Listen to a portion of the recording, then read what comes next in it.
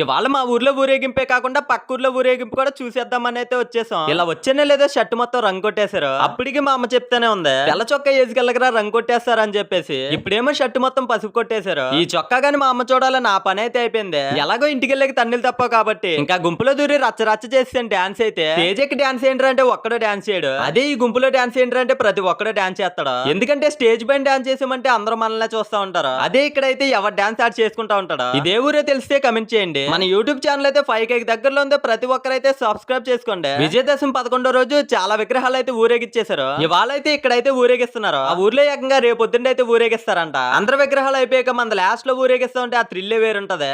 ఇక్కడైతే ఇదిగోండి ఫుల్ గా డ్రెస్సెస్ చూసారా, వేరే లెవెల్ అనమాట. అలాగే ఎలా అనిపించింది? డీజే పడుతుంది, మామిడే కాదు అసలు బేస్ ఫుల్గా ఎలా అనిపించింది? ఎంజాయ్గా ఉంది, బాగా పండగ ఉంది. వెల్లూరు అనమాట, చాలా అంటే చాలా బాగుంది.